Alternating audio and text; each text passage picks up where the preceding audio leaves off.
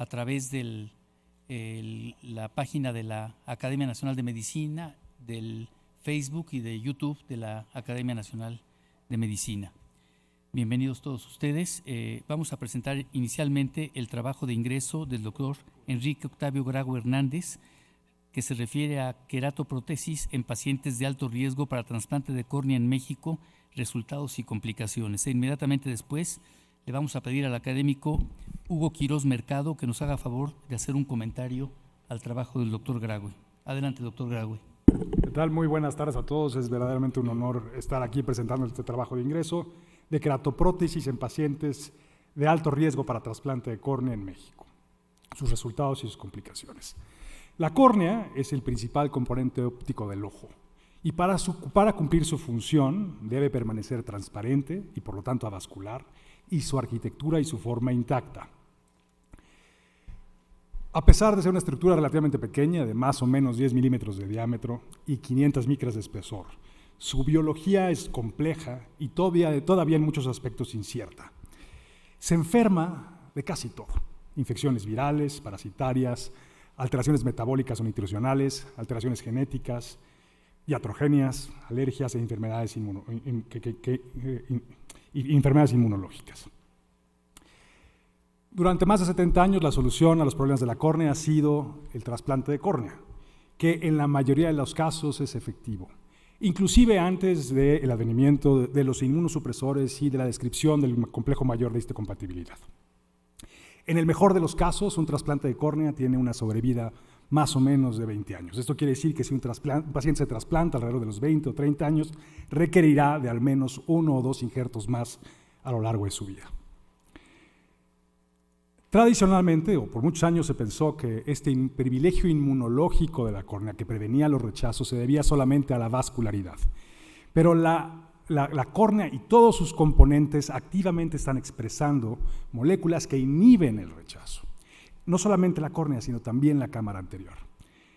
Cuando hay inflamación en la superficie ocular, todo este mecanismo denominado de sistema de desviación inmune de la cámara anterior se ve roto, se ve fracturado, y en consecuencia el cuerpo rechaza los injertos. Así es como un trasplante que está perfectamente transparente puede convertirse en un trasplante completamente opaco y regresar al paciente a la ceguera. Y a lo largo de la vida, si un paciente requiere más de un injerto, el pronóstico de cada injerto es cada vez menos bueno, de tal forma que un paciente que ha tenido un injerto o un segundo injerto tiene el 50% menos de sobrevida que el primer injerto, 10 años en el mejor de los casos, un tercer injerto, 5, y así sucesivamente. Y en México nos enfrentamos a otro problema, es que hay más de 5,000 pacientes registrados hoy en la lista de trasplantes, en espera de un trasplante de córnea. Y estoy seguro que este número es muy inferior a la necesidad real de tejido en México. Así que en las últimas décadas, aunque se ha puesto mucho esfuerzo en desarrollar una córnea artificial o queratoprótesis. Aunque la idea de esto tiene más de 200 años, un Pellier de Quincy la describió por primera vez o pensó en ella, pero solamente en estas últimas 3 décadas ha habido avances sustanciales. Y abordajes clásicos, o los 3 abordajes principales, son materiales biointegrables que no han tenido mucho éxito, o bien son cirugías muy complejas que requieren de una instrumentación de cirujanos, ingenieros, cirujanos maxilofaciales, cirujanos de retina, cirujanos de plásticos, para poder colocarlos, lo cual hace que la implementación de estos programas sea sumamente caro y costoso. O bien pueden ser construcción de tejidos ex vivo. Ya hay, seguramente será el futuro de córneas artificiales, todavía son resultados ciertamente preliminares, pero muy prometedores. Y el más común de ellos, el que más éxito ha tenido, son los materiales biotolerados, que son básicamente componentes de titanio o metacrilatos que se ensamblan en una córnea, y estas son trasplantadas al ojo para su rehabilitación. La más conocida de ellas es la queratoprótesis de Boston, que consiste en una placa posterior de titanio o metacrilato, y ha evolucionado con el tiempo, y un componente óptico que permite que se enfoquen los rayos en la retina y en consecuencia se devuelva la visión. Así que esta prótesis es el objetivo, los resultados y complicaciones son el objetivo de este estudio. Para ello diseñamos un estudio retrospectivo y observacional de queratoprótesis de los pacientes operados de queratoprótesis de Boston tipo 1 entre el 2010 y el 2019, Y los pacientes que asumimos para este estudio son pacientes que tenían obviamente una opacidad corneal significativa, que estaban ciegos, es decir, una agudeza visual menor a 20/200, que tenían 2 o más trasplantes previos y por ende un pronóstico muy malo, que tuviera deficiencia de células madre limpio también importantes para la sobrevida del injerto, o que estuvieran muy vascularizados. Todos ellos mayores de 18 años, que tuvieron una historia completa y cuando menos tuvieran 6 meses de seguimiento, y los seguimos normalmente a la semana, a los 15 días, al mes, y trimestralmente en adelante y para toda la vida por la posibilidad de complicaciones. Y las variables más importantes son los diagnósticos previos, quemaduras químicas, enfermedades autoinmunes, aquellos que están retrasplantados. Registramos todas las complicaciones, incluidas las infecciones o las lisis corneales, el glaucoma o la hipertensión ocular y la extrusión de la prótesis. Hicimos análisis de supervivencia para agudeza visual y retención de la prótesis. Voy a adelantar un poquito el video para que no se vea. A ver si le adelanto un poquito. Déjala. Así incluimos 36 pacientes con una edad media alrededor de 53 años y los diagnósticos principales, o los 2 más importantes, fueron las fallas de los trasplantes y las quemaduras químicas, entre otras muchas causas. En general, la inmensa mayoría de los pacientes mejoró sustancialmente la visión, de tal forma que recuperaron su independencia y su movilidad. Si bien no veían el 100%, sí mejoraron sustancialmente, aunque a partir de los 36 meses la agudeza visual comienza a deteriorarse de forma continua y de forma permanente. Las complicaciones más frecuentes, sin duda la más importante, es el glaucoma. Es muy difícil medir la presión. Y el glaucoma es una neuropatía óptica progresiva y en estos pacientes el tratamiento es muy difícil y en consecuencia tenemos que hacer cirugía con implantes valvulados o inclusive con destrucción del cuerpo ciliar para poder controlar la presión de los pacientes. Otras complicaciones son la formación de membranas que tienen que ver con la inflamación intraocular que impiden la transparencia del óptico, pero son usualmente fácilmente rescatables con tratamientos con láser o en algunos casos con intervención quirúrgica. Y finalmente la complicación más temida en oftalmología, que es una infección intraocular porque acaba destruyendo el órgano sensorial del ojo, que es la retina. Tuvimos 3 casos y los 3 acabaron con la pérdida total de la visión. Otras complicaciones, extrusiones por un golpe o bien por lisis corneal estéril, es decir, que no había cultivo positivo, pero que finalmente acaban extruyendo la prótesis. Una variable importante en el análisis de estos dispositivos es la retención a largo plazo. Y a lo largo del seguimiento, de 38 meses en promedio, la retención fue en promedio del 85%. Y cuando analizamos el subgrupo de pacientes que recibió la queratoprótesis de Boston como primer trasplante, como primera intención de reemplazar esa córnea opaca, que fueron 14 ojos, la agudeza visual fue sustancialmente mejor y se mantiene mejor que en aquellos pacientes que han tenido trasplantes previos, lo cual sugiere que esta pudiera ser la primera intervención en pacientes de alto riesgo para trasplante. A manera de conclusión, las queratoprótesis de Boston ofrecen una esperanza para la rehabilitación visual de pacientes con alto riesgo para trasplante de córnea. Las indicaciones más frecuentes son injertos múltiples fallidos, deficiencia de células madre primaria, quemaduras químicas o enfermedades autoinmunes como el síndrome de Stevens-Johnson o el pemfigoide de las membranas mucosas. La probabilidad de mantener una agudeza visual que les permita independencia a largo plazo es de más del 50% y los resultados son similares a los publicados por autores en otros lados del mundo en cuanto a indicaciones, agudeza visual, complicaciones y el glaucoma es la principal causa de la agudeza visual. Como procedimiento primario sugiere que puede ser la mejor alternativa en pacientes de alto riesgo, con una probabilidad de retención de la agudeza visual a 5 años de hasta el 80%. Hay que tener un seguimiento muy estricto, prevención y control oportuno de las complicaciones y reconocer que este estudio tiene limitaciones, particularmente porque nos limita en el cálculo de los factores de riesgo para pérdida visual y retención, por su muestra limitada y por el diseño del estudio. Muchas gracias.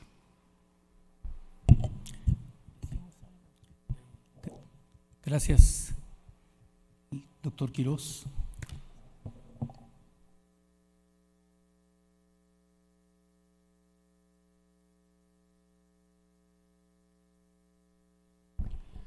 Buenas tardes. Es un honor, es un gusto para mí estar hoy aquí en la Academia Nacional de Medicina y sobre todo para discutir el trabajo del doctor Enrique Grau Hernández, quien es un muy buen amigo y lo considero un muy buen científico. El trabajo que nos presenta el doctor Graue es muy interesante y es muy importante, y debido a que esta es una patología muy de subespecialidad dentro del área de la oftalmología, me voy a permitir hacer la discusión un poquito más centrada en lo que es el contexto de la medicina general. La que sigue por aquí. Ok. Vamos a hacer un breve repaso de lo que es la cirugía de catarata, el trasplante de córnea, el rechazo, como ya muy bien lo puntualizó Enrique, y la esqueratoprótesis de córnea, que no voy a ampliar mucho, ¿no? Nosotros los oftalmólogos, y la cirugía más frecuente es la de catarata. Como ustedes pueden ver, a su mano izquierda hay un paciente con catarata y luego a su mano derecha después de la extracción. Esta cirugía nosotros nos tardamos, exagerando, 10, 15 minutos, y podemos hacer campañas de 200, 300 cirugías. Es una de las principales causas de ceguera en el mundo, pero afortunadamente después de una cirugía de 10, 15 minutos podemos recuperar la visión de 20/20 con nuestros pacientes. Desafortunadamente, cuando hay un trasplante de córnea y se vuelve a hacer otro trasplante, como ya mostró muy bien el doctor Grau en las otras fotografías, y ustedes pueden ver aquí una córnea opaca, vascularizada, debido al rechazo corneal. O muchas veces tenemos ojos como de pacientes, como pueden ver ustedes aquí con un pénfigo, en el que el receptor, pues por muy buena que sea la córnea, sabemos que va a ser rechazada. Entonces aquí viene el amplio campo de la esqueratoprótesis, y ya nos mostró las características el doctor Graue de la esqueratoprótesis. A mí me llama mucho la atención de su casuística, que la mayor parte son de pacientes de córneas rechazadas. Sin embargo, nos mostró una diapositiva muy impresionante de un paciente con Steven Johnson. Es importante aclarar que en el campo de la oftalmología, desafortunadamente, al menos yo personalmente, me he encontrado pacientes que tienen ceguera bilateral, es decir, no pueden ver con los ojos, y tienen la córnea completamente transparente y no saben que se les puede hacer un procedimiento como el que nos acaban de mostrar.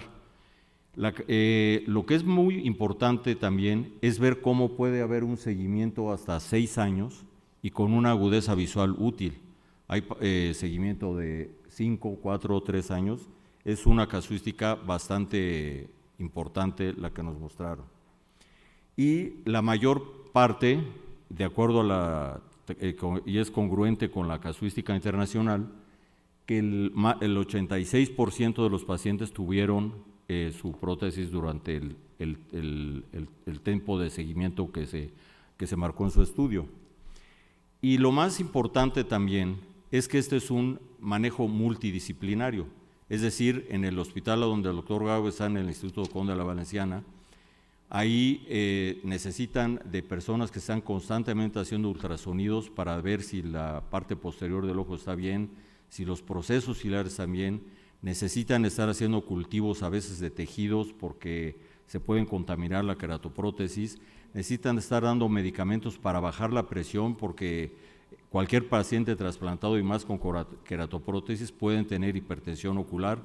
Entonces es un manejo multidisciplinario. Y yo creo que el éxito de su casuística es esto del manejo multidisciplinario. No es específicamente del manejo de un experto en córnea, sino hay que contar con un equipo bastante competente. ¿Qué observaciones podemos hacer del trabajo del doctor Graue?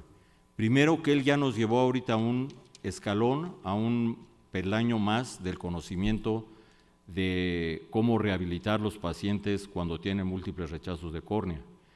Ahora, ¿qué queda por hacer? Pues queda por hacer mucho, porque a lo mejor él tiene que diseñar ahora una nueva queratoprótesis que pueda mejorar el manejo del glaucoma, que pueda probablemente a lo mejor tener menos infecciones o que pueda tener un aditamento especial para liberar medicamentos como es los antibióticos o para evitar la lisis corneal.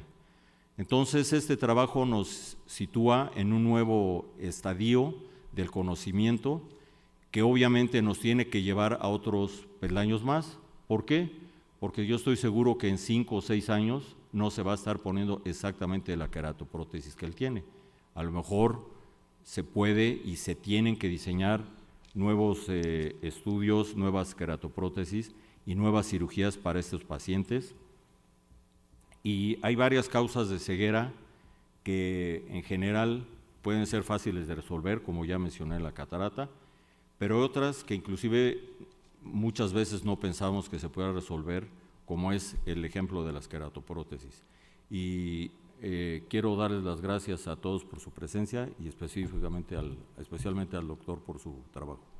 Muchas gracias, doctor Quirós Mercado, por los comentarios al trabajo de ingreso del doctor Graue Hernández. Doctor Graue, le damos la más cordial bienvenida en forma oficial a la academia. Lo invitamos a que siga contribuyendo con todas sus aportaciones académicas.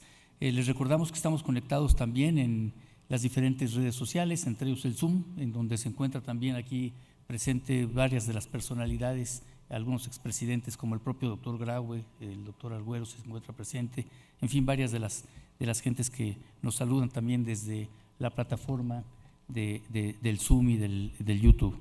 Bien, me voy a permitir ahora presentar al doctor Enrique Golper Barraza. El doctor Golper Barraza, como todos ustedes saben, es un distinguido académico, expresidente de esta institución hace ya algunos años y ha trabajado en forma constante, en forma permanente con prácticamente todas las mesas y con esta mesa en particular. Le agradecemos que haya participado y este simposio lo realiza el doctor Golper en conjunto con el Centro Médico ABC, es una sesión conjunta con el Centro Médico ABC y a él le voy a pedir que nos haga favor de presentar a los ponentes. Gracias, Enrique. Muchas gracias, doctor Jalave. Esta es la cuarta ocasión, el cuarto año consecutivo que el Centro Médico ABC tiene una sesión conjunta con la Academia Nacional de Medicina. Eso lo agradecemos profundamente y le expresamos al señor presidente, al doctor Jalave y a quienes lo han precedido este apoyo que tanto significa para nosotros, porque así como hoy presentaremos diversos temas que sin duda serán de interés para todos, pues reflejan el interés del Centro Médico ABC como institución de asistencia, pero también como institución de educación, de avanzar en el conocimiento de problemas complejos de la medicina. Finalizaremos con una reseña histórica de las unidades de terapia intensiva que en nuestro hospital marcaron la diferencia en la evolución de los pacientes graves con COVID. Voy a ceder el micrófono a la académica Raquel Gerson para que presente su trabajo Programas de detección y asesoría genética en pacientes con cáncer y sus familiares. Raquel.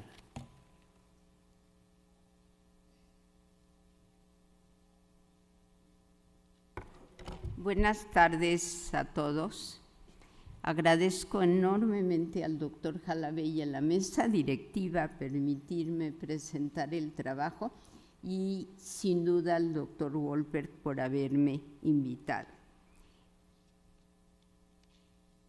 En mi presentación de hoy hablaré brevemente de las bases genéticas del cáncer y después de los síndromes hereditarios para entrar en nuestro trabajo del Centro Médico ABC en relación a los pacientes y familiares con riesgo de cáncer y la detección y asesoría genética, y después llegar a nuestra reflexión y conclusiones. A la primera pregunta, ¿es el cáncer genético? Sería importante dos menciones. El cáncer es multifactorial y es la suma y la combinación de varios factores genéticos, ambientales y metabólicos. Sin embargo, hay genes de predisposición que esos sí se pueden heredar. El tener los genes de presión no quiere decir que se producirá un tumor. Hay dos alteraciones en la medición de los genes en las mutaciones conocidas, las germinales y las somáticas. Las somáticas son cuando hacemos una biopsia de un tumor, mientras que las germinales sí se heredan. Ambos tienen impacto en cáncer, pero sin duda uno heredado y otro no impactan al tratamiento. Pero llamo su atención a un artículo publicado en el mes inicial de este año. No solo hay dos tipos de mutaciones, hay una tercera categoría que no conocíamos, que es el mosaicismo embrionario. Este se desarrolla desde la embriogénesis y sin duda se transmite en generaciones y aumenta altamente el riesgo de cáncer. Este es el estudio original, es un modelo metabólico en el cual, con estudios en la blastogénesis, en la quinta capa de la blastogénesis con genes de riesgo, se descubre que es más común de lo que se pensaba y sin duda puede contribuir al cáncer esporádico y además de todo a síndromes de cáncer hereditario. El cáncer esporádico es el más frecuente, es un 80% y además se relaciona a edad mayor. Sin embargo, el cáncer hereditario es aproximadamente un 10 o 15%, se relaciona a edad menor y este sí se hereda con estos factores de riesgo. El familiar y con riesgo familiar se debe a un agrupamiento que puede o no haber genes, pero que están relacionados a medio ambiente y estilo de vida. Déjenme llevarles a un cáncer conocido en relación a guardar un riesgo hereditario por tener mutaciones deleterias. Nombre el cáncer de mama y el cáncer de ovario relacionado al BRCA1 y al BRCA2. Aun cuando la frecuencia es aproximadamente un 4%, sin embargo, en mujeres de menos de 40 años es un 12%. El cáncer de ovario tiene un poco de menos relación con edad, pero se presenta hasta un 20%. Y en el cáncer de colon, ya sea el síndrome de Lynch por tener alteraciones en las enzimas o algunas mutaciones relacionadas a cáncer de colon. Y también la frecuencia de este cáncer de colon hereditario es en edad menor. En relación al cáncer de ovario, sucede aproximadamente en una de 400 mujeres en general. Sin embargo, en mujeres judías ashkenazitas, en una de 40. Puede haber riesgo de otros tumores, sin duda en miembros de la familia hasta un 50% lo presenta y se puede tratar con los nuevos medicamentos actuales. En esta gráfica vemos la relación con las mutaciones deleterias en función de la edad temprana. Y vemos el BRCA1 y el BRCA2, además de otros genes relacionados con la presentación de edad temprana. Entonces, una de las características de este cáncer llamado hereditario es la edad joven, varios tumores en un individuo o varios tumores en una familia o órganos bilaterales, mamas, ovarios o riñones multicéntricos y la formación de síndromes genéticos con estos genes alterados.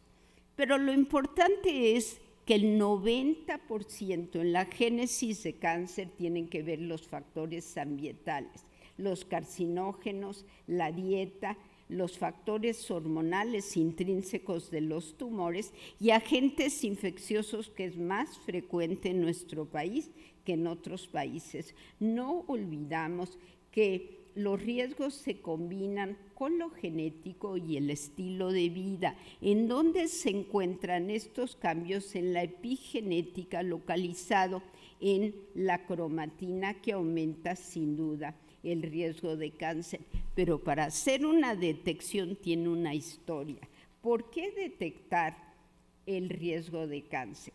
Los investigadores que crearon la detección del riesgo al cáncer en 1998, Wilson y Younger, lo centraron en llevar tratamiento a aquellos con enfermedad que no se había detectado y evitar dañar a quienes no requerían tratamiento. Entonces, ¿para qué sirve una prueba de riesgo genético? Yo vigilo para detectar un agente en etapa más temprana, para prevenir y usar medidas reductoras de riesgo, para tratar y tener estrategias de tratamiento e ingresar a estudios de investigación y para conocer e identificar a familias. ¿Qué beneficios me aporta? Aliviar la incertidumbre. Además, comprender el riesgo y tomar las decisiones médicas y, por otro lado, entre los riesgos, poder hacer frente a detectar un riesgo de cáncer. Los invito a ver nuestro primer caso. Esta es una de nuestras investigadoras universitarias que tiene antecedentes de cáncer en abuelo, en madre con cáncer de mama bilateral, en tío con cáncer de próstata, y ella sabe que tiene un riesgo de un tumor o de un gen deleterio. Sin embargo, se hace el estudio y los resultados fueron negativos, lo que evita tratamiento y la ansiedad generada y planear su vida fértil y su vida futura.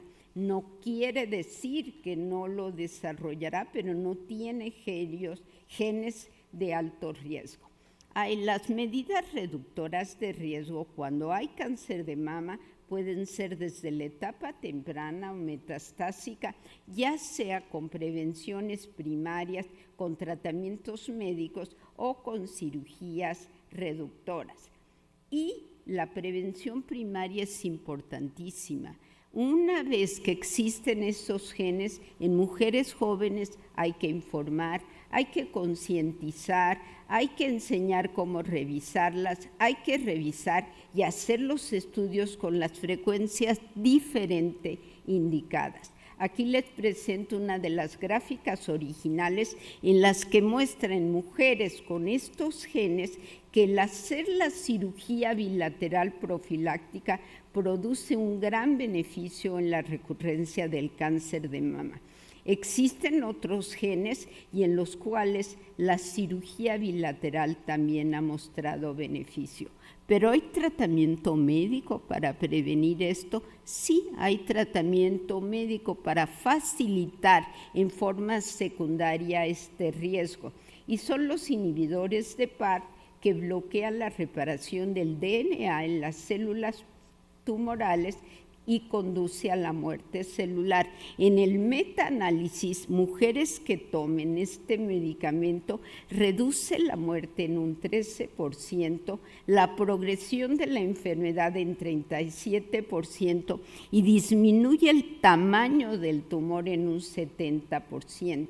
Entonces, los síndromes hereditarios a este gen deleterio son varios y se asocian a varios tumores, a cáncer de próstata, de páncreas, melanoma, a cáncer de mama en el hombre. Teniendo los otros factores y los otros genes de alto riesgo, se forman diferentes síndromes y les presento otra paciente con cáncer de mama a los 40 años, en los cuales sí había antecedentes importantes a edad joven, pero ella tenía otras patologías, pólipo vesicular, macrocefalia, amartomas, e integramos por uno de los genes, el que pertenecía al síndrome con PTEN positivo y al síndrome de Cowden, que requería una vigilancia diferente. Entonces, estamos de acuerdo que es importante encontrar aquellos pacientes con riesgo de cáncer hereditario, pero que ofrecen problemas éticos, ya sea temas de seguros de salud, de vida, y el manejo óptimo debería estar centrado al paciente. Pero, por ejemplo, en cáncer de colon, que hay riesgos hereditarios, ya sea un síndrome de Lynch o el relacionado a los genes, en la vida real menos de una tercera parte lo reconocen los médicos. Este es un trabajo multidisciplinario que lo más importante, teniendo a varios especialistas, es ponerse de acuerdo con la misma información para obtener los beneficios en identificar mutaciones, conocer otros tipos de cáncer, la oportunidad de prevenir, de hacer las pruebas genéticas y de conocer a los familiares de riesgo. Hay varias medidas preventivas con medicamentos, con cirugías bilaterales y todos, como ven ustedes, ofrecen beneficio. Y hablo del síndrome de cáncer de mama y ovario. Uno se pregunta, en los tumores de alto riesgo de mortalidad, ¿qué podemos hacer a nivel genético? Y los invito a ver el primero, el cáncer de pulmón. Bueno, sabemos que se asocia al tabaco. Sin embargo, el tabaco se puede asociar a un locus en el cromosoma 6 y ya empezamos a conocer ciertos genes relacionados a ello. Por otro lado, los demás tumores, hay ciertas mutaciones ya conocidas en varios de los tumores. Nuevamente una paciente con cáncer de pulmón. Esta es una mujer joven con cáncer de pulmón, no fumadora, en el cual, aparte de ser tratada con radioterapia y quimioterapia por un tumor localmente avanzado, progresa al hueso. Nos preguntamos por qué. Su madre murió de un sarcoma osteogénico a los 50 años, tenía una mutación de TP53. Ingresamos al síndrome de Li-Fraumeni. Ella, un hijo también lo tenía, y estos pacientes se sugieren no radiarlos porque hay más riesgo de varios de los tumores que se encuentran. La paciente ya había sido radiada y entre riesgo-beneficio yo podría decir que lo hubiéramos tratado igual. Sin embargo, ahora sabemos que tienen cuidados diferentes. En estos mismos genes deleterios, en un fenotipo japonés se trató de estudiar si se relacionaba a otros tumores y llamó su atención que sí.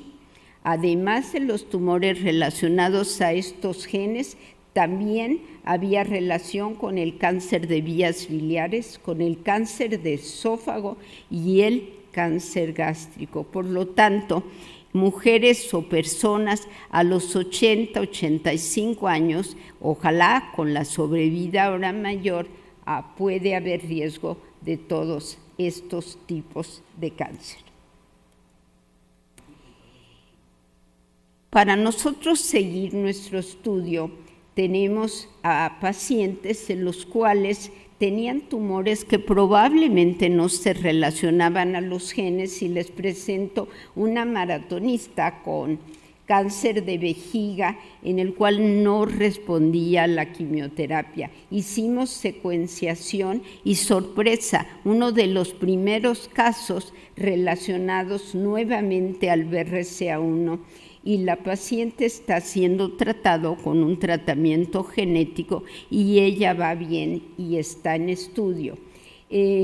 Integramos con todos los antecedentes un protocolo de investigación genético en pacientes con cáncer y sus familiares, y nuestro objetivo era incrementar y estudiar las formas hereditarias tempranas, conocer las características clínicas, analizar las alteraciones genéticas y hacer una base de datos y el acervo del material biológico y generar guías. Dentro de estos pasos, las poblaciones en estudio, estudiamos pacientes con cáncer y riesgo para predisposición genética o sin cáncer y antecedentes familiares de riesgo. Evaluábamos el riesgo. Una vez que teníamos el consentimiento informado, hacíamos la muestra, la prueba molecular, volveríamos a evaluar el riesgo, dábamos un asesoramiento familiar y personal para proponer actividades y propuestas reductoras de riesgo. Esta es la plataforma de 24 genes que nosotros utilizamos. Inicialmente fue cáncer de mama y ovario, lo ampliamos a una serie de tumores. Inicialmente el estudio fue hace 4 años con 10 pacientes inicial.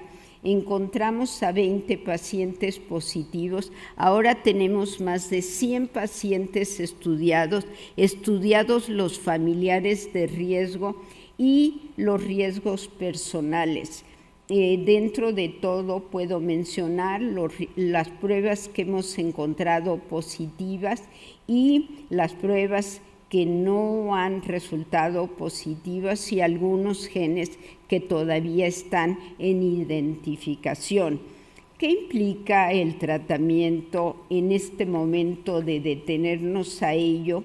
Que después de leer varios artículos y conocer la eficacia de algunos inhibidores del PARP, a varias de nuestras pacientes pudimos tratar con estos inhibidores del PARP y además conocer dentro de los reportes aplicaciones y modificaciones de riesgo en cirugías reductoras de riesgo, quitando ovarios, ovarectomía y mastectomías. El logro de nuestro estudio sin duda fue un asesoramiento integral. Integramos un equipo multidisciplinario con las medidas terapéuticas y preventivas, la búsqueda de portadores y en base a estos resultados,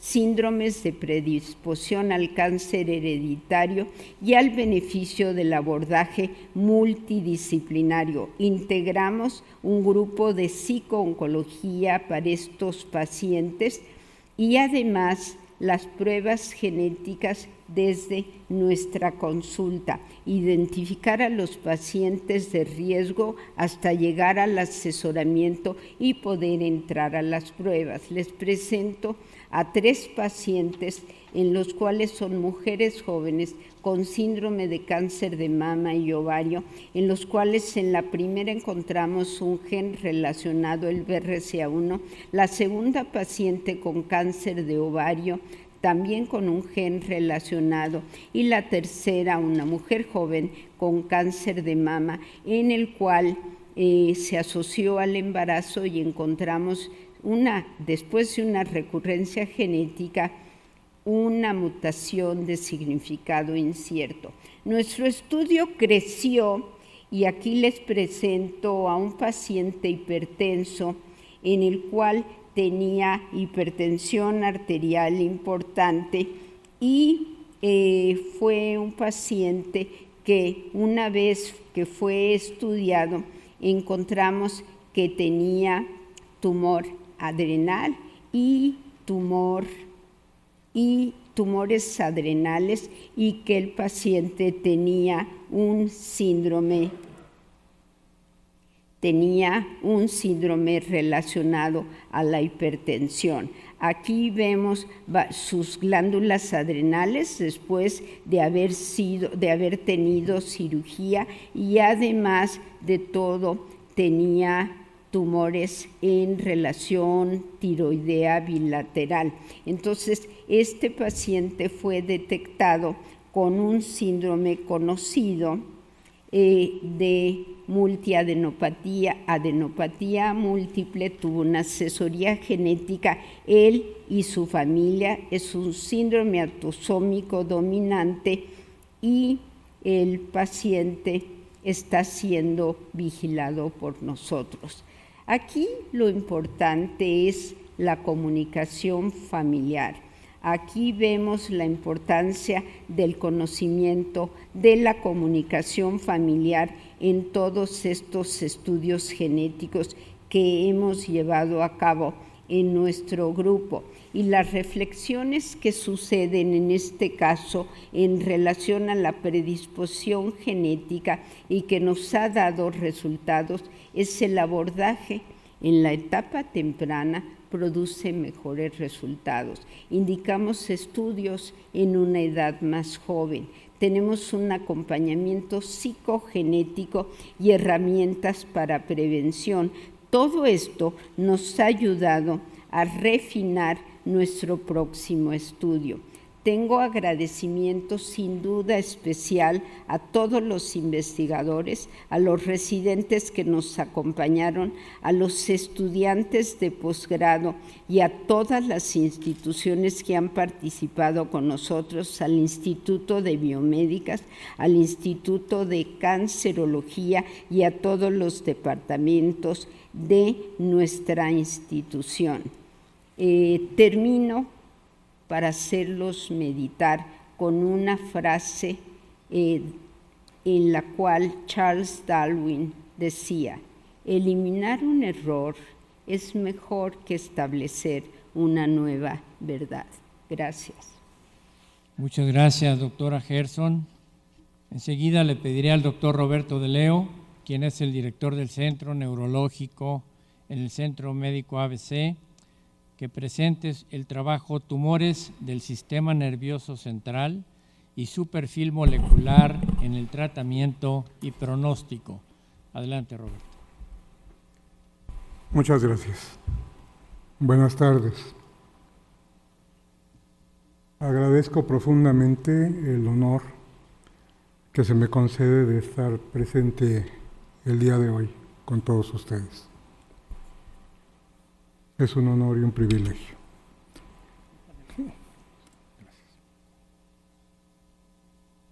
De todos los tumores que conocemos, los tumores del sistema nervioso central aproximadamente ocupan un 40 por cada 100,000 personas. El 63% de los tumores son benignos. El 37% son malignos. La supervivencia general de los tumores malignos del sistema nervioso central en promedio es de 36%, y en los subtipos más agresivos es tan solo del 5%. Aquí en esta gráfica epidemiológica de los tumores podemos ver que gran parte de ellos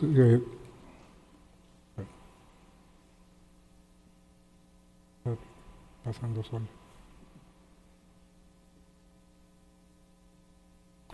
¿Puedo regresarlo? Estoy pegando lo que no ves. Quiero regresar a la tercera. Disculpen.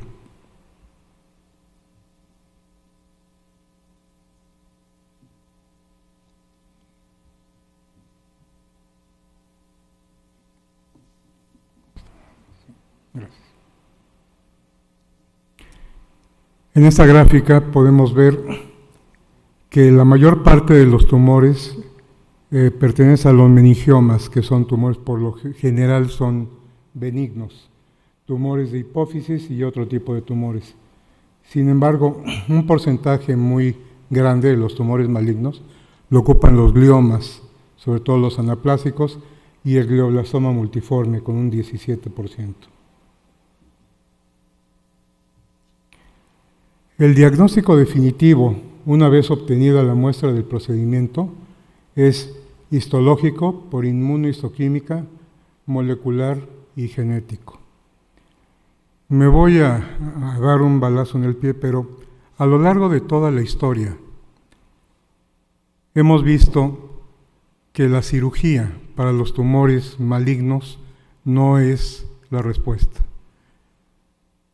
Si vamos a esto, probablemente es debido a que ha habido un retraso importante en el área neurológica. En el papiro de Everett Smith está una descripción de un paciente cuadrapléjico en el cual lo mismo que estamos leyendo en ese papiro, que es el instrumento más antiguo que hay, es lo que podríamos estar diciendo ahora de un paciente cuadrapléjico: no movimiento, no sensibilidad, no control de esfínteres. Después, con esa obra fundamental de hipocrática, también vimos que Hipócrates dijo que esta era una enfermedad que no debería de ser tratada. Y todo lo demás a lo largo del tiempo nos lleva a que hasta el año 2016 viene un cambio en la clasificación de los tumores cerebrales. O sea, tuvieron que pasar 2000 años para que esto cambiara.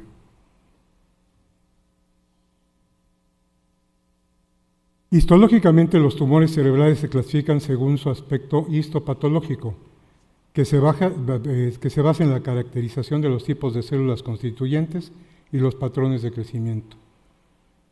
Lo anterior se basa en las similitudes morfológicas de las células tumorales, además de la presencia de ciertos elementos citoarquitectónicos.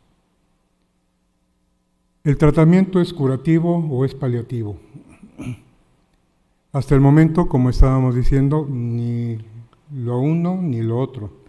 Hasta el advenimiento desde 2016 de los marcadores moleculares que han venido a establecer la influencia en el pronóstico de todos estos tumores.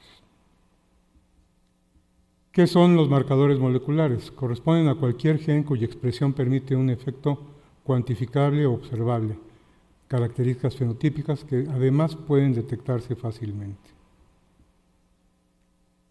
La clasificación de la OMS en 2016 ya nos da una relación entre el fenotipo y el genotipo.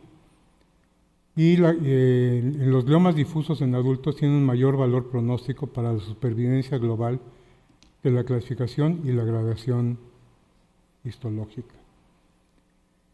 Esta clasificación de 2016 nos dio categorías diagnósticas más homogéneas, definiciones estrictas precisas por categoría, mayor certeza diagnóstica y mayor valor pronóstico y predictivo. El diagnóstico molecular ha sido muy útil en estas modalidades, básicamente, en gliomas, meduloblastomas, tumores embrionarios, como el ependimoma, y las células germinales. Aquí podemos ver en esta gráfica cómo se establece el pronóstico. Si hay una mutación IDH y pérdida del ATRX, la sobrevida es mejor. Si hay ATRX mutado, IDH intacto, la sobrevida es intermedia. Y si hay un IDH intacto, un ATRX intacto, el pronóstico es terriblemente malo. Antes los pronósticos tenían que ver básicamente con la proliferación endotelial, con la necrosis, con el índice mitótico, y actualmente esto ha quedado atrás debido a estos elementos. Esto es un perfil molecular de neoplasias del sistema nervioso. Voy a pasarlo rápidamente y pasaremos hacia gliomas. Aquí tenemos un algoritmo diagnóstico, es una diapositiva bastante ocupada. Sin embargo, lo que estaba yo diciendo, con respecto a la proliferación microvascular, la necrosis, si no existen algún tipo de estos elementos, como actividad mitótica y todo lo demás, la situación va a cambiar notablemente. En este perfil molecular, por ejemplo, con una célula precursora y mutación en el IDH o en IDH2, podemos ver cómo cambia definitivamente el pronóstico de los tumores, sobre todo en gliomas anaplásicos. Más adelante, o sea, el año pasado apenas surge de nuevo una clasificación de la OMS sobre tumores del sistema nervioso central. Y esta sí está basada definitivamente en todos los marcadores moleculares. ¿Cuáles son los más frecuentes, los más utilizados? IDH1 y 2. Es una enzima deshidrogenasa que cataliza el alfa-acetoglutarato. Está presente en 80% más de los gliomas difusos. Participa en el ciclo de Krebs. El IDH1 se localiza en el citoplasma y el IDH2 es mitocondrial. Se ha asociado con pronóstico favorable, con mayor sobrevida, y es un marcador predictivo para temozolomida, procarbazina y vincristina, y la radiación también. O sea, una de las cosas importantes anteriormente es que a todos los tumores se les daba este tipo de tratamiento, y actualmente, cuando no tienen este tipo de marcadores, muchas veces la terapia puede ser deletérea. Otro de los frecuentes es el 1p19q, que es la codelación o pérdida del brazo corto del cromosoma 1 y el brazo largo del cromosoma 19. Es una marca o huella genética molecular en los oligodendrogliomas. Todos los oligodendrogliomas con esta lesión tienen mutaciones del gen IDH1 y 2. Se correlaciona también con una supervivencia promedio mayor y predice una mejor respuesta al tratamiento con radioterapia y quimioterapia. MGMT, que es la metilación del promotor del gen MT. La enzima MGMT es una proteína de reparación del DNA que básicamente repara las lesiones tóxicas. Está presente en un 35 a 75% de los glioblastomas y en un 50-80% en astrocitomas difusos. Es un marcador de mejor respuesta a temozolomida y radioterapia. Y resulta en un aumento significativo del tiempo de progresión y supervivencia general. Es un marcador de pronóstico favorable en astrocitomas de alto grado. TERT codifica para la enzima telomerasa, encargada de añadir y mantener segmentos de repetidos de DNA localizados al final de los telómeros. Es una expresión en células que requieren reposición constante y en células neoplásicas, presente en el 80% de los glioblastomas en adultos, y los pacientes con glioblastoma multiforme sin mutaciones en TERT tienen mejor supervivencia y es poco frecuente en los astrocitomas. Aquí podemos ver un ejemplo entre un glioblastoma IDH wild type y un glioblastoma IDH mutado. Por el lado izquierdo es el más frecuente, un 90% contra un 10%. La edad de presentación es más corta, 62 años en el wild type contra 44 años en el otro. La proporción es 1.42 a 1, mujeres contra disculpen, necrosis extensa en el wild type contra necrosis limitada, y obviamente los resultados son tremendamente diferentes. Esto es lo que hemos hecho en el Centro Médico ABC, en la unidad de neurociencias, en los últimos años, 20, 21 y 22. La mayor parte de los tumores que hemos encontrado, de los tumores malignos, han sido tipo wild type, o sea, de un muy mal pronóstico. En cuanto a meduloblastomas, nombrados en 1924 como espongioblastomas cerebelli y más adelante en 1930 como meduloblastomas. El WNT se encuentra en niños mayores, adultos 15%, es muy raro en menores de 4 años, y la sobrevida general es 90%, principalmente en niños. El CISH en menores de 4 años, adolescentes y adultos jóvenes, con una sobrevida a 5 años de 76%. P53M, de 4 a 17 años, una sobrevida de 20 a 35% en 5 años. Y el non-WNT y non-CISH No existen adultos, 45% en niños pequeños, una sobrevida a 5 años del 50%, y el grado 4 a cualquier edad, más frecuente entre 5 y 15 años. Una gráfica muy parecida sobre medulloblastomas con este tipo de marcadores.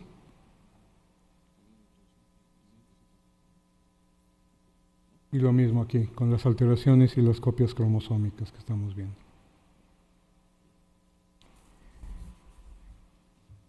El tratamiento en general es cirugía, radioterapia y quimioterapia.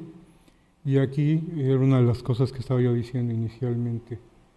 Si hay MB-CISH y TP53 y muestran tendencia cromotrípsica, se deben evitar alquilantes y radioterapia, ya que dañan más al individuo al recibir este tipo de tratamiento. En cuanto a ependimomas, estos tienen una subclasificación un poco más compleja, que va a depender primeramente de su localización, ya sea supratentorial, infratentorial o en médula espinal. Si se trata de ependimomas o subependimomas, esto va a ser determinado por histología y por determinación molecular. Y hay múltiples marcadores moleculares, EPTA, YAPI, 3K27, FPA, FBB, y son grupos que se presentan sobre todo en fosa posterior en meduloblastomas, en ependimomas. Unas cuantas palabras en cuanto a células germinales. Anteriormente nada más se pedía la alfa-fetoproteína, la fosfatasa alcalina y la gonadotropina coriónica. Y eso era suficiente para dar un tratamiento. Actualmente ha cambiado y se necesita una biopsia para poder determinar todo esto. Rápidamente, vamos a ser sustituidos neurocirugía pronto por este tipo de técnicas, definitivamente. Actualmente se necesita una biopsia y tejido, pero si vamos a las biopsias líquidas que se pueden obtener ya sea en sangre o en líquido cefalorraquídeo, este es el futuro para ese tipo de tratamiento de tumores. En conclusión, múltiples mecanismos desembocan en vías de señalización comunes, como la determinación de perfil molecular. Es necesario crear nuevas estrategias de tratamiento diferentes a las actuales para poder llegar a resultados distintos, aumentar la sobrevida, la calidad de vida y buscar la potencial cura. La conversión de astrocitomas hacia oligodendrogliomas. La visión de cáncer debe de cambiar de una visión destructiva hacia una perspectiva. Tratamientos dirigidos y prevención en la generación de tumores. En tumores del sistema nervioso central, la toxicidad por la terapia adyuvante puede traer consecuencias deleterias que disminuyen la calidad de vida y aumentan la mortalidad del paciente. La clasificación de tumores, la clasificación molecular en los tumores del sistema nervioso central impacta primero en su diagnóstico, cambio de paradigma, entidades moderadamente definidas y reducción de falsas positivas. Las terapias deben ser dirigidas a líneas moleculares específicas. La predicción o respuesta al tratamiento evita tratamientos innecesarios, costosos y potencialmente perjudiciales por exceso, defecto o toxicidad intrínseca. El tratamiento específico debe ser según el tipo molecular de la lesión. Y la inmunoterapia, el diseño de vacunas y dirigidas contra el tumor o su medicamento es el futuro ante este tipo de situaciones. Muchas gracias. Muchas gracias, doctor Roberto de Leo. Enseguida le voy a pedir a la académica doctora María del Carmen Amigo que presente el trabajo Los anticuerpos antifosfolípidos de la morbilidad obstétrica a un mayor riesgo cardiovascular. Adelante, María Carmen.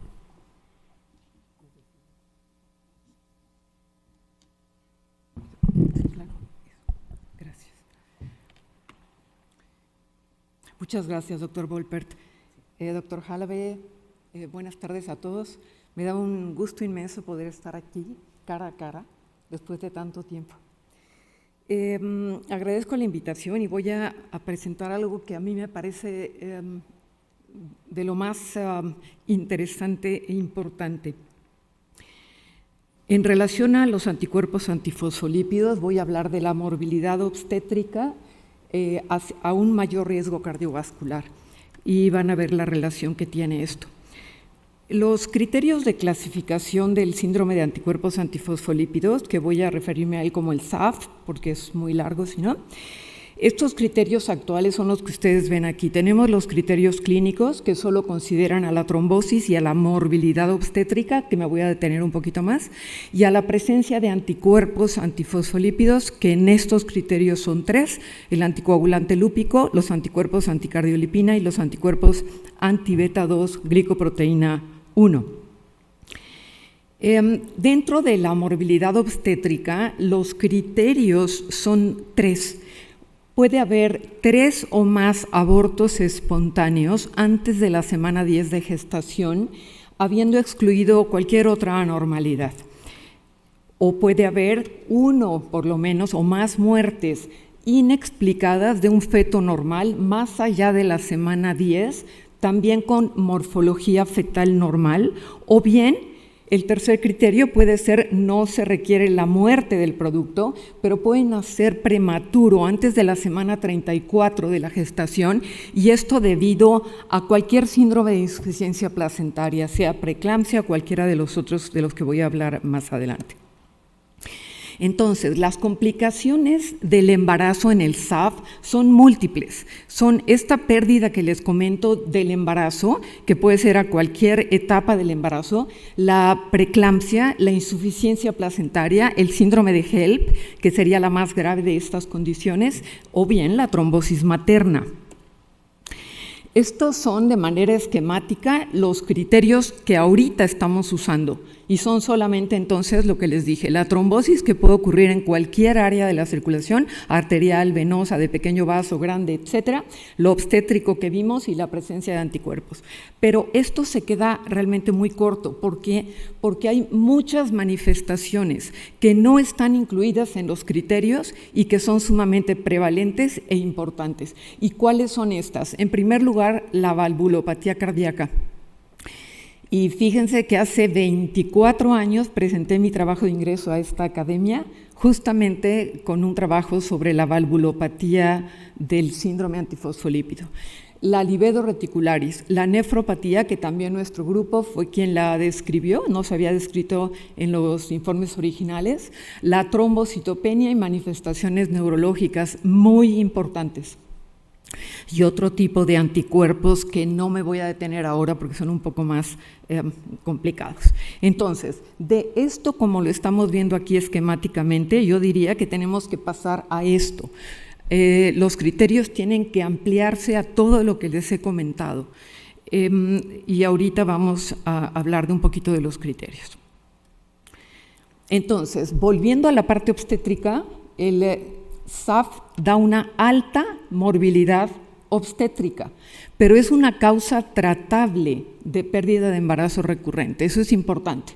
Y el tratamiento en general es con heparina de bajo peso molecular y aspirina, ese sería el estándar de oro.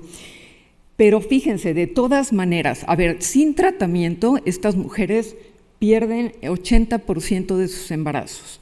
Con tratamiento, el 80% de los embarazos tiene éxito. Cambiamos la moneda de 80-80, sin embargo, no podemos permitir que siga habiendo un 20% de mujeres que siguen teniendo pérdida de embarazo. Entonces, fíjense, en la población general, solo el 2% de mujeres tienen pérdida recurrente de embarazo. Del 2 a 6% de estas mujeres tienen antifosfolípidos. Esta red colaborativa sobre estas pérdidas de embarazo muestra que en muerte fetal el 10% tienen anticardiolipina o anti-beta 2 comparado solo con 1 o 2 embarazos en general, a pesar de heparina y aspirina. La preeclampsia o la insuficiencia placentaria también se ve en 10%, por ejemplo, con antifosfolípidos versus 2% en grupo control. Esto es, los antifosfolípidos tienen un papel muy importante en estas complicaciones obstétricas. Y aquí viene algo que me parece fundamental y ese fue como el motivo de esta charla. La placenta este órgano tan vascularizado, nos va a hablar de la salud futura de la madre y del feto. Es decir, este órgano exhibe datos tempranos de alteración vascular en la madre. El embarazo, entonces, es como una prueba de estrés para la madre. Y el embarazo desenmascara las alteraciones vasculares y metabólicas que podía tener escondidas la mamá. Entonces, estos síndromes materno-placentarios que ustedes ven aquí, la preeclampsia, la restricción en el crecimiento intrauterino, muy común en SAF, desprendimiento placentario o la muerte fetal, todo ello nos está hablando de la salud vascular de la mamá también, de la mamá. Este metaanálisis es en población general, más de 3 millones de embarazos estudiaron, y fíjense qué interesante, la preeclampsia mostró 4 veces más riesgo de hipertensión, 2 veces más riesgo de isquemia cerebral y 2 veces más riesgo de cardiopatía isquémica una década después. Esto es muy importante como para prevenir, como una medida de prevención. Entonces, aquí hay 2 cosas. Una, o hay una disfunción endotelial preexistente que da tanto la placentación anormal y la enfermedad vascular futura en la madre, o bien hay un daño endotelial por factores antiangiogénicos en la preeclampsia o en estos síndromes placentarios que predisponga a la mamá a tener una enfermedad vascular posterior. Yo voy más por la primera consideración. Este grupo de obstetras y hematólogos en Nîmes, Francia, estudiaron más de 1.500 mujeres con pérdida fetal recurrente, más de 3 pérdidas, en un seguimiento a 10 años. Y en este grupo había mujeres con SAF obstétrico, mujeres con trombofilia heredada, cualquier otra que ustedes quieran, no SAF, y mujeres sin trombofilia. Claramente, las tasas anuales de trombosis significativamente fueron mayores en las mujeres con SAF, y ahí tienen ustedes los datos. La trombosis también, sabemos, en SAF obstétrico y también en el trombótico, se asocia notablemente a factores de riesgo cardiovascular. Y esto es sumamente importante. Lo sabemos de siempre, la importancia de los factores de riesgo cardiovascular en el SAF. Sin embargo, vean ustedes este estudio que está todavía en línea en una excelente revista europea. El impacto de los factores de riesgo cardiovascular en el SAF, y esto viene del Registro Nacional Español. Más de 5,000 admisiones hospitalarias con pacientes con SAF, 65% mujeres. Trombosis en el 12% de las admisiones, y de este porcentaje el 68% fueron arteriales, y la muerte, el 7% de las muertes fue por trombosis. Y vean ustedes los factores de riesgo que anoté aquí, y vean cómo la hipertensión, el colesterol elevado, el tabaquismo son muy prevalentes, muy importantes, fundamentalmente en trombosis arterial, pero para ambos episodios trombóticos no es nada bueno. Los factores de riesgo cardiovascular, obviamente, perturban al endotelio, dan disfunción endotelial per se, y los anticuerpos antifosfolípidos también. Entonces, hacen que el fenotipo vascular pase a ser un fenotipo procoagulante y proinflamatorio. La disfunción endotelial, entonces, al empezar es algo reversible, pero si no se atiende va a dar aterosclerosis y daño vascular ya permanente. Esto se puede medir, la disfunción endotelial, en el momento de hacer un diagnóstico, por ejemplo, de SAF, con pruebas funcionales, ultrasonido de la arteria braquial o con PET, con prueba de estrés con frío. Y esto lo estudiamos hace mucho tiempo ya. a través de tomografía por emisión de positrones con prueba de estrés con frío en 18 pacientes con SAF y 18 controles. Y lo que vemos, que aquí se los simplifiqué, es que la reserva de flujo coronario y el índice de vasodilatación dependiente de endotelio fue mucho menor en los pacientes que en los controles. O sea, tienen claramente una disfunción endotelial. Y eso hay que tratarlo para evitar que esto progrese a daño irreversible. No se me ocurre nada mejor que poner un caso clínico para hablar de lo que para ejemplificar lo que hemos estado hablando ahorita. Esta es una mujer de 30 años de edad que yo conocí. Ella tuvo una trombosis venosa profunda, tenía migraña, se hizo diagnóstico de SAF porque tenía persistentes anticuerpos a cardiolipina y anticoagulante lúpico. Estaba tratada con Sintrom, bien tratada, una chica joven, atleta, cero problema. Bueno, se embaraza. Hacemos el cambio de heparina de bajo peso más aspirina, como comenté, y a las 24 semanas de gestación empieza con dolor abdominal, trombocitopenia, 20,000 plaquetas, elevación de enzimas hepáticas, hipertensión arterial, y se hace el diagnóstico, hicimos el diagnóstico de HELP, que es esta complicación más grave que puede haber, y se tuvo que interrumpir el embarazo. Entonces, el producto pesó 310 gramos, era un producto masculino que murió prácticamente en los siguientes minutos. Y vean ustedes las imágenes de la placenta.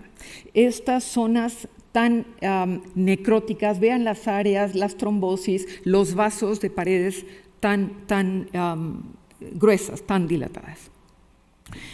Entonces, quiero llamar la atención a esto porque es algo muy importante. Son los nuevos criterios de clasificación para el SAF, que es un esfuerzo internacional multidisciplinario y en donde tengo realmente el gran honor de participar en este grupo. Estos criterios lo que tratan es de desarrollar nuevos criterios basados en consenso e identificar pacientes con alta probabilidad de tener SAF. Entonces, la primera parte de esto ya apareció en la literatura, aquí lo pueden ver ustedes, y fue la generación y la reducción de todos los criterios candidatos, que de ser muchos pasamos a 20 y tantos, y la pandemia retrasó un poquito nuestro tiempo de cómo íbamos haciéndolo. Sin embargo, creo que pronto podremos tener estos nuevos criterios de clasificación del SAF y créanme que van a ser muy diferentes de los iniciales que presenté. Y termino con esto, que justamente durante la pandemia escribimos mis colegas y yo sobre si Frida Kahlo podía haber tenido síndrome antifosfolípido, y es que es mi idea. Cuando uno ve la historia de Frida Kahlo, realmente tiene muchos datos que si viviera hoy en día, estoy seguro que tendríamos que buscarle este síndrome. Es un artículo que tiene varias cuestiones culturales y si es de su agrado, léanlo. Se los agradezco muchísimo su atención. Muchas gracias. Muchas gracias, doctora Amigo. Enseguida le pediré al doctor José Javier Elizalde González que presente el trabajo Origen y Desarrollo Global de las Unidades de Terapia Intensiva, el papel del Centro Médico ABC. Adelante, José Javier. Muchas gracias, doctor Wolbert. Es un honor ocupar este estrado. Señor presidente, señora secretaria, voy a comentar con ustedes una relatoría de algunos hechos históricos que dieron desarrollo a las terapias intensivas y a mencionar cuál es el rol dentro de esto del Centro Médico ABC. El cuidado intensivo es un componente integral, pero muy costoso, de los sistemas de salud en la actualidad. Ha tenido un crecimiento exponencial y el pronóstico es que un porcentaje significativo de la población mundial, simplemente por el hecho de estar envejeciendo, requiera en un futuro próximo de cuidados intensivos, lo cual impactará globalmente los sistemas de salud. ¿Quién fundó la terapia intensiva? Vesalio pudiera decir que él, porque habló de traqueostomías, ventilación y tubos. Y son muchos los actores que claman ser los primeros, pero realmente fue un movimiento que claramente inició en el primer mundo y se hizo global a lo largo de las siguientes 2 décadas. Y permítanme detenerme un momento en cuanto a los orígenes de esta especialidad, a la guerra de Crimea, que entre más leo de esto, más se parece a lo que estamos viviendo con la actual conflagración bélica entre Rusia y Ucrania. En el siglo XIX, en los años que se señalan ahí, el Imperio Británico, Francia, que era el mejor ejército del mundo, al menos eso se pensaba, Sardinia, que forma parte de la actual Italia, y el Imperio Otomano, que los rusos pensaban que se estaba cayendo, como efectivamente sucedió, emprendieron una guerra contra el Imperio ruso, que no tenía como objetivo realmente ir a Crimea, pero ahí se concentraron por una serie de hechos históricos las batallas más importantes. Fue una guerra heterogénea, llena de injusticias, como cualquier otra, y llena de muertos, de heridos, tanto de guerra como por la epidemia de cólera que azotaba a la humanidad en ese entonces. Es cuando en estas barracas que ven en el dibujo de arriba, Selimille en castellano, porque en turco es muy complejo, ahí llegó el ejército británico a acuartelarse, porque iba llegando en oleadas a lo largo de casi un año, y eventualmente zarparon de ahí hacia Varna para iniciar la guerra propiamente contra Rusia. Cuando ellos desalojan esto, se convierte en un hospital temporal militar, el hospital de Scutari, que todavía lo pueden ver a un lado del Bósforo, abajo en la vertiente oriental de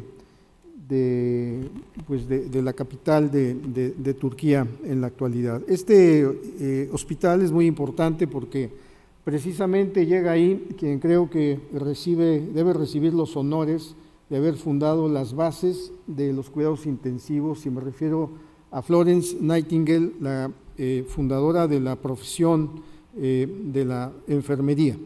Ella y un grupo de 23 enfermeras voluntarias llegaron ahí a prestar sus servicios y bajaron la mortalidad del ejército británico de un 23% a un 2.2% en solo un año, tomando en cuenta que la mortalidad en Vietnam del ejército americano fue de 2.3% en los 60s del siglo pasado.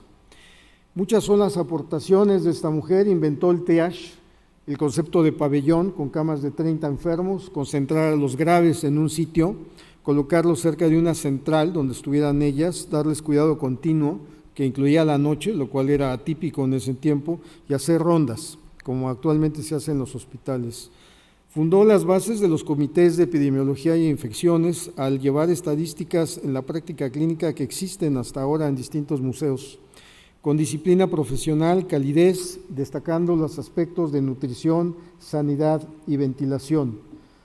Una de sus alumnas, que ven ahí del brazo de su esposo cuando salieron de casarse, el señor Pierce, Anne Pamela Cars, finalmente Lord Cowdrey y su esposa, en honor a ella, la nueva torre de cuidados críticos del Hospital ABC, en la placa ahí a la izquierda, lleva su nombre, Annie Cass se llama esta torre. Florence Nightingale además incursionó en muchas otras cosas, era muy buena para dibujar y diseñar hospitales. Diseñó el Hospital Militar de Malta, que ven arriba a la izquierda, y curiosamente lo que ahora se llama el edificio central, cuya fotografía ven abajo a la derecha del Hospital ABC, obedece a un diseño original de Florence Nightingale. Fue Walter Dandy en los Estados Unidos, años después, 1923, que crea en Johns Hopkins en Baltimore una unidad especializada en cuidados neuroquirúrgicos, una unidad pequeña de 3 camas que pueden ver aquí. Era una terapia intensiva ya, pueden ver ahí la relación del personal de la salud contra los enfermos y los sistemas de monitoreo. Y prácticamente al mismo tiempo en Tübingen, en Alemania, se crea una unidad posquirúrgica que hasta ahora lleva el nombre del doctor Kirchner.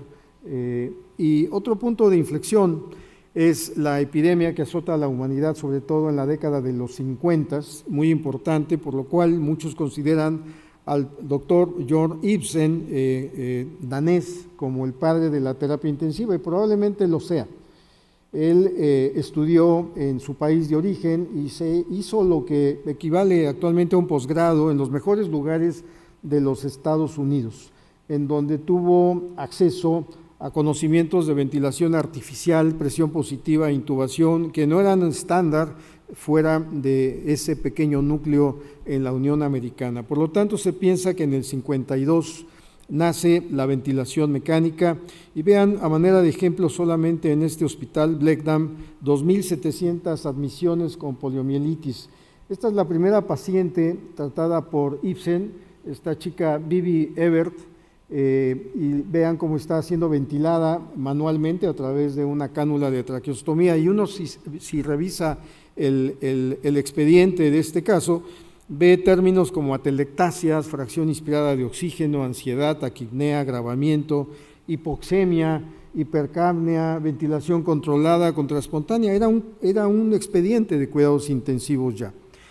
La descripción original del LACEN es dramática. Dice, en el primer mes de la epidemia llevaron 31 pacientes con parálisis respiratoria y o faringolaringia a su institución, de los cuales 27 de los 31 murieron, 19 en las primeras 72 horas. La mortalidad era altísima y se requirieron muchos estudiantes de medicina, alrededor de 1.500, para ventilar manualmente a estos pacientes, y en ciudades más pequeñas de Dinamarca el personal de enfermería es quien lo hizo.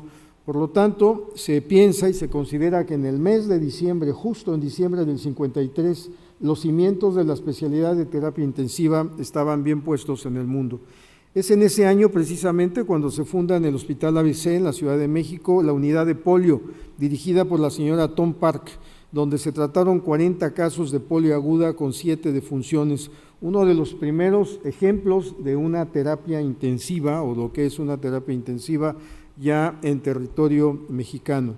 Esta epidemia finalmente llegó a un fin, declinó el uso de la ventilación, los pacientes salieron a los pisos, aumentó la morbilidad, aumentó la mortalidad, aumentó todo empeoró, y se restablecieron las unidades respiratorias, que se fueron convirtiendo de respiratorias en unidades de terapia intensiva. En Boston, el Brigham en 51 abre una unidad. En 55, el General de Toronto, una unidad especializada ya con un enfoque claramente multidisciplinario, muy importante, enfermeras capacitadas y el equipamiento. Ellos en ese entonces presumían tener nomogramas de Radford para calcular volumen, corriente y frecuencia respiratoria, y tenían ya electrodos de oxígeno para medir gases arteriales.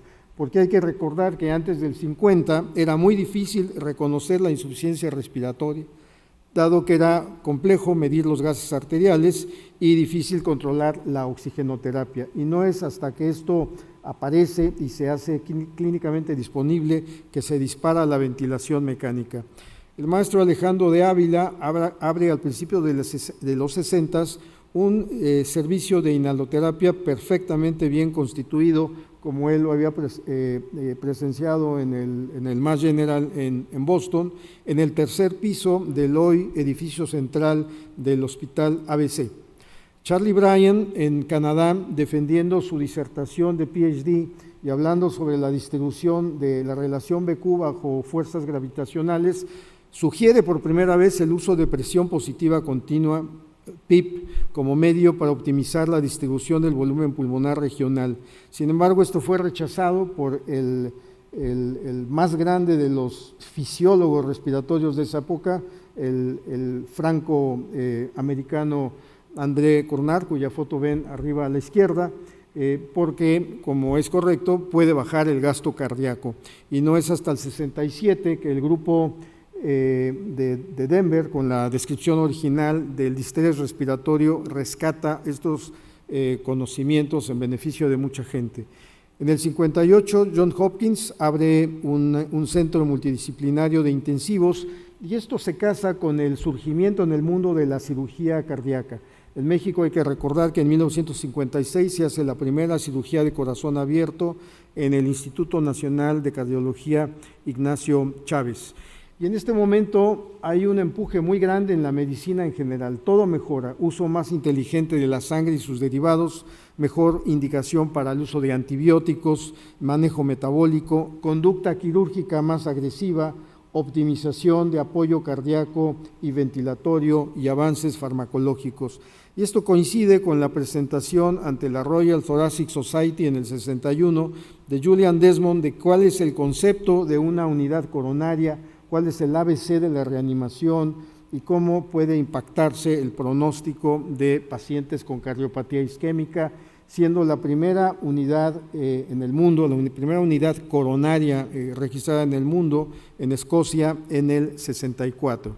Sin embargo, en los Estados Unidos hay evidencia de que existían unidades de cuidados respiratorios, las viejas de la polio, unidades de cuidados especiales y unidades de terapia intensiva. Tenían nombres que fácilmente se intercambiaban a finales de los 50s e inicios de los 60s. Y SACLA, por ejemplo, reporta 3,000 casos en la terapia intensiva de Rhode Island en 1956. Otro punto de inflexión es la conjunción de cabezas. Max Harry Weil, William Shoemaker y Peter Safar, yendo de izquierda a derecha, provenientes de distintos grupos universitarios, se juntan y todo florece en la terapia intensiva en los Estados Unidos y en el mundo. En el 83 se crea el primer programa en la Universidad de Pittsburgh de posgrado en cuidados intensivos. México no se queda atrás. En San Luis Potosí hay algunos datos de 1899 de una sala de enfermos graves que no era el quirófano, no era la sala de recuperación que creó este doctor de origen alemán, Gustavo Pagenstecher, pero no hay datos de qué pasó. Sabemos de una cama que se abrió en el 53 en el Hospital Rubén Leñero con la idea de tener pacientes con cuidados intensivos, pero no es en realidad hasta que el doctor Clemente Robles en el 54 abre la unidad posoperatoria de cirugía de corazón en el Ignacio Chávez con 6 camas que luego evolucionaron a 8 y eventualmente en el 69 abren su unidad coronaria. El Hospital General de México abre su primera terapia siendo la respiratoria en el servicio de neumología en el 60, en el pabellón 12, y a esto siguen instituciones públicas como el 20 de noviembre, el Darío Fernández, el Centro Médico Nacional, el viejo Hospital de Enfermedades del Tórax, que termina con una torre inmensa de cuidados intensivos de 80 camas, el Hospital Francés, que desapareció en el 66, abrió una terapia, pero se reconoce como el primer hospital privado con una terapia intensiva organizada, el Hospital Español de México, la unidad coronaria abierta por el doctor Enrique Parás Chavero entre finales del 68 e inicios del 69, seguida poco después de una pequeña unidad de terapia intensiva abierta por el doctor Alberto Villazón, que pronto fue insuficiente, tuvo que crecer, convirtiéndose en un modelo de diseño hasta la fecha. El Hospital ABC abre su terapia intensiva en diciembre de 1970 y hay muchas instituciones públicas, privadas y de la seguridad social que siguen estos pasos, principalmente en la Ciudad de México y en las principales ciudades del país. Otro punto importante es la descripción por estos dos médicos, William Gans y el doctor Swan, de su famoso catéter en 1970 que hacen disponible el monitoreo hemodinámico. En el 70 se genera en Estados Unidos la creación a través de 26 fundadores provenientes de los territorios de la medicina interna, la anestesiología, la pediatría y la cirugía, la Society of Critical Care Medicine, la primera unión médica, la primera sociedad médica en esta materia, y se dispara el conocimiento en cuidados intensivos. Curiosamente, en ese mismo año, como pueden ver a la derecha abajo, 1970, la revista del Hospital ABC Anales Médicos publica un número especial dedicado íntegramente al concepto novedoso de lo que es la terapia intensiva.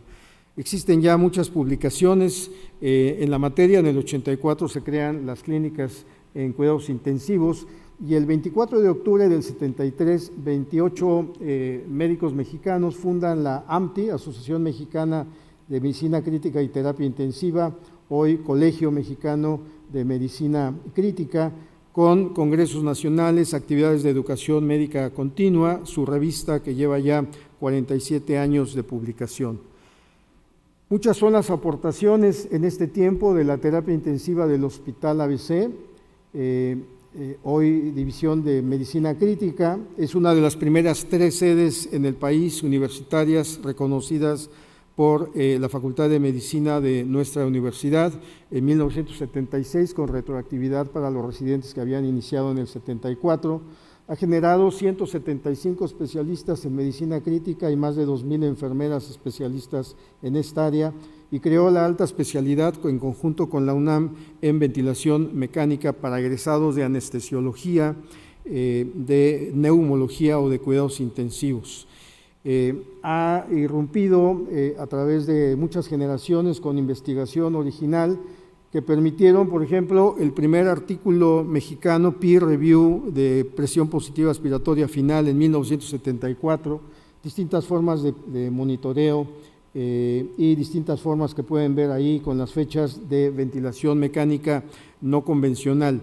En el 89 crea su programa de ventilación mecánica domiciliaria y en el 91 una unidad de cuidados prolongados con el énfasis en educar al cuidador y al paciente en el manejo de cánulas de traqueostomía y rudimentos en el conocimiento de los ventiladores mecánicos.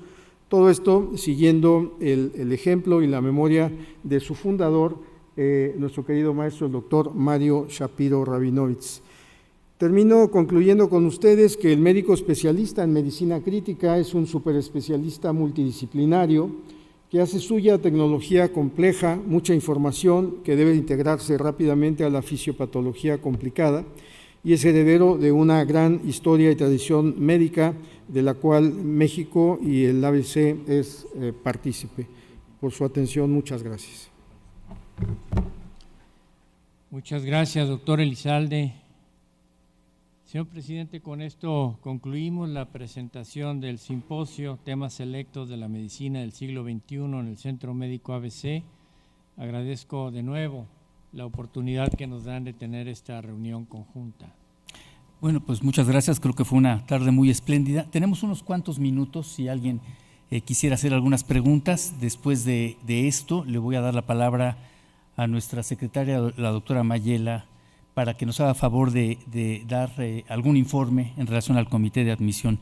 Yo quería ver si quisiera hacer una pregunta concretamente que la puede contestar tanto Raquel Gerson como Roberto de Leo, en relación a un poco de la prevención de algunos de los tumores que ellos comentaron, concretamente del glioblastoma multiforme y del cáncer de mama en relación a la metformina. ¿Qué experiencia tienen a este respecto de varias publicaciones que hay en el mundo en función a que puede mejorar un poco el pronóstico? Y también quisiera la otra pregunta en relación a esto, a la propia aspirina, sobre todo para algunos tumores de cáncer de colon congénito que aparentemente tienen o modifican la historia natural de la enfermedad. Y bueno, también felicitar a los otros ponentes que en relación al antifosfolípido primario, ¿qué nos podrían decir el porcentaje en relación al fatal, al síndrome de antifosfolípido fatal, que en un momento determinado pone en peligro no solamente al feto en particular, sino embarazado o no embarazada la mujer o el hombre, produce hemorragias pulmonares? ¿Y qué podríamos hablar un poco de la prevención a este respecto, Mari Carmen? Y a mi tocayo, el doctor Elizalde, bueno, felicitarlo, creo que hizo una versión muy buena de la historia de lo que es la terapia, y que nos consta que hubo una disminución muy importante de la morbimortalidad de los pacientes que se manejaron, por ejemplo, concretamente en el COVID, y que fue una terapia intensiva no solamente para los pacientes en forma concreta y personal, los pacientes que acudían al Centro Médico ABC, sino fue un apoyo también a otros hospitales públicos de la nación. Los felicito nuevamente, Enrique, por esta excelente sesión. José. Muchas gracias. Si quieren contestar.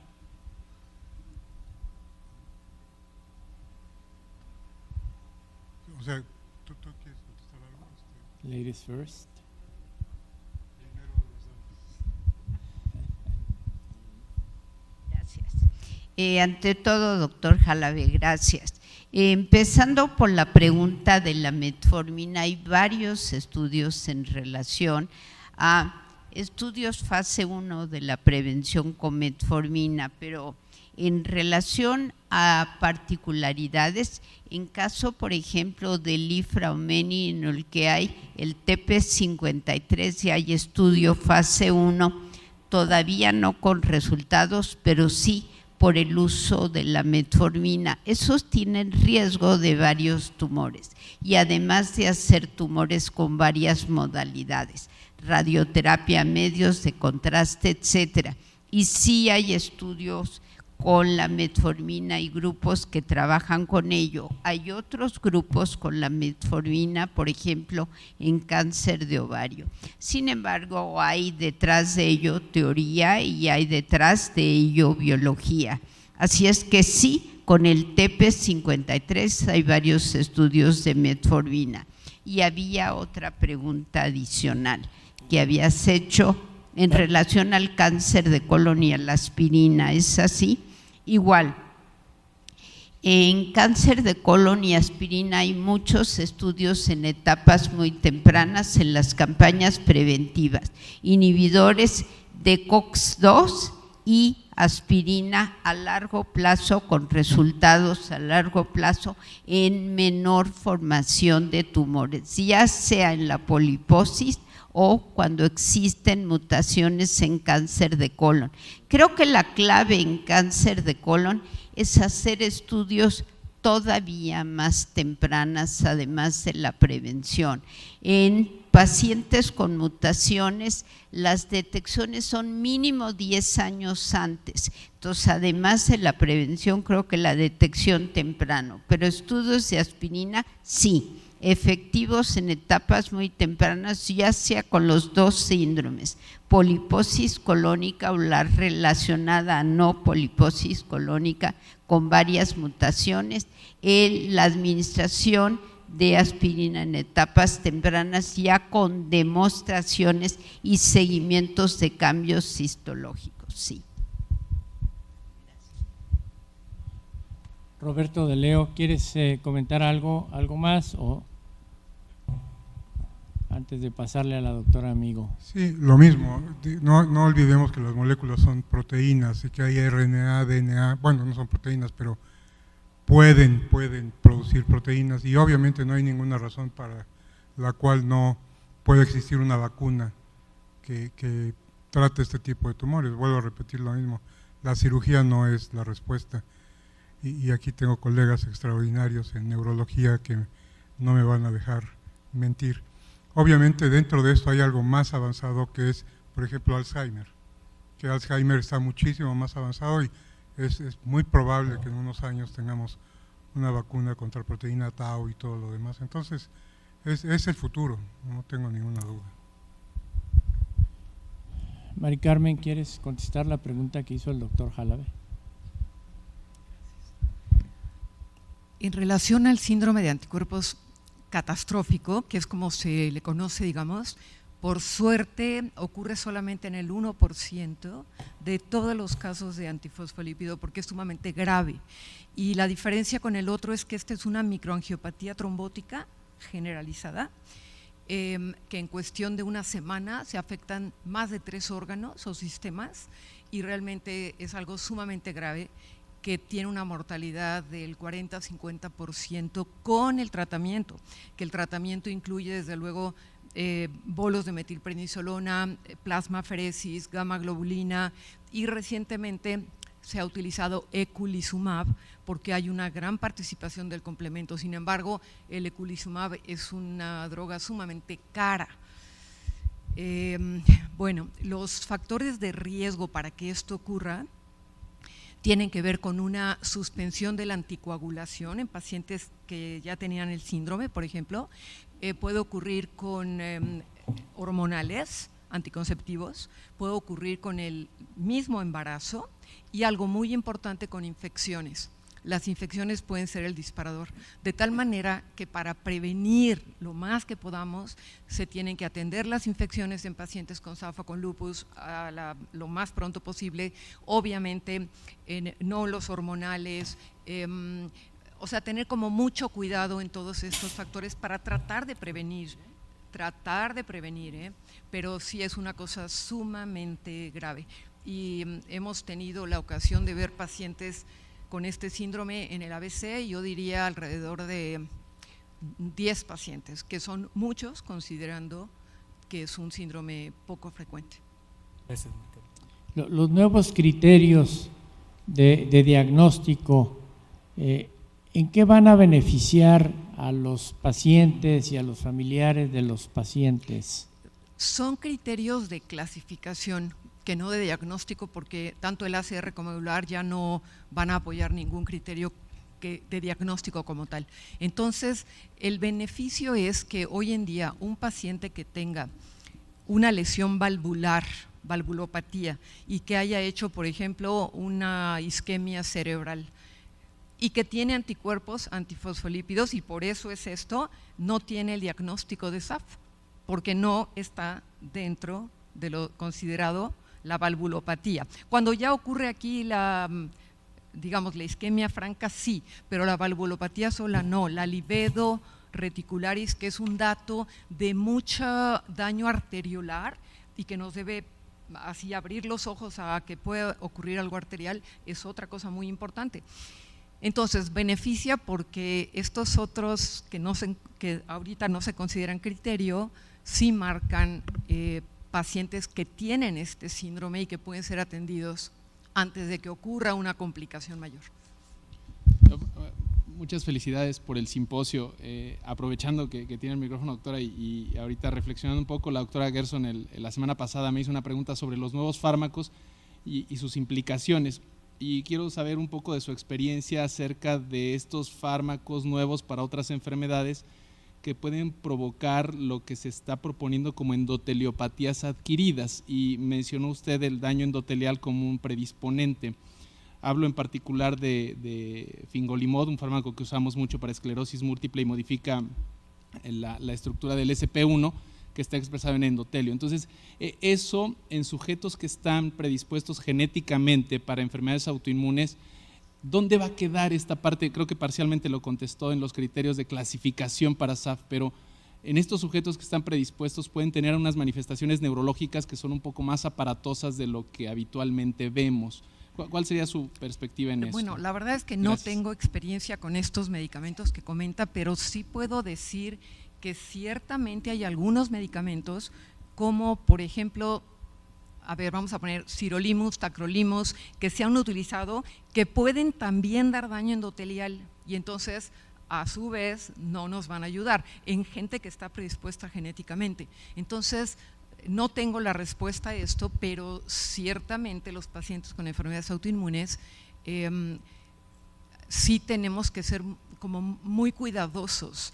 De hecho, una de las pacientes que tuvo un catastrófico y que estuvo internado en el ABC fue la primera paciente y la única en la que he usado el eculizumab.